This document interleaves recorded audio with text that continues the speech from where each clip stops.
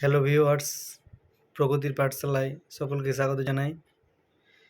ভারতীয় সংবিধানের মৌলিক অধিকার বিষয়ে আলোচনায় আজকের টপিকে থাকছে ভারতীয় সংবিধানের সাংবিধানিক প্রতিবেদনের অধিকার। ভারতীয় সংবিধানে যে 6 প্রকার মৌলিক অধিকারের কথা বলা হয়েছে, তার সর্বশেষ মৌলিক অধিকার হচ্ছে যে সাংবিধানিক প্রতিবেদনের অধিকার। ভারতীয় সংবিধানে 32 থেকে 35 নম্বর ধারায় সাংবিধানিক প্রতিবেদনের অধিকারের কথা বলা হয়েছে। তো 32 নম্বর ধারায় বলা হয়েছে যে মৌলিক অধিকার খর্ব হলে যে কোনো ব্যক্তি ভারতীয় মৌলিক অধিকার রক্ষার জন্য সরাসরি সুপ্রিম কোর্টে আবেদন করতে পারবে এবং সুপ্রিম কোর্ট 5 প্রকার লেখ জারির মাধ্যমে মৌলিক অধিকার রক্ষা করবে, সুপ্রিম কোর্ট এবং হাইকোর্ট। তো 33 নম্বর ধারায় বলা হয়েছে যে সশস্ত্র বাহিনীর মৌলিক অধিকার সংক্রান্ত বিষয় সংসদের আইন প্রণয়নের মাধ্যমে নিয়ন্ত্রণ করা যাবে।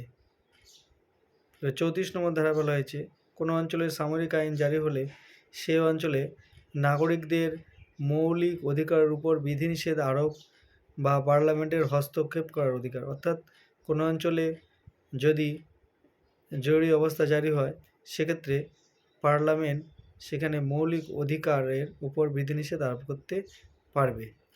35 নম্বর ধারায় বলা হয়েছে যে মৌলিক অধিকার রক্ষার্থে আইনি ব্যবস্থা গ্রহণের নির্দেশ, মৌলিক অধিকার রক্ষার্থে আইনি ব্যবস্থা গ্রহণের নির্দেশ, এটা বলা হয়েছে 35 নম্বর ধারায়।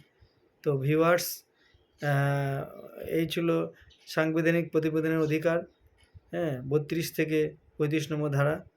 তো ভারতীয় সংবিধানের রূপকার ডক্টর বি.আর. আম্বেদকর বা ভারতীয় সংবিধানের জনক ডক্টর আম্বেদকর এই 32 নম্বর ধারাকে ভারতীয় সংবিধানের আত্মা বলেছেন। সাংবিধানিক প্রতিবেদনের অধিকার বা 32 নম্বর ধারাকে তিনি ভারতীয় সংবিধানের আত্মা বলে উল্লেখ করেছেন। তো ভিউয়ার্স, এই ছিল আজ এই টপিক শিক্ষা ও সংস্কৃতি বিষয়ক অধিকার। যদি ভালো লাগে একটা লাইক এবং কমেন্ট করে দেবেন।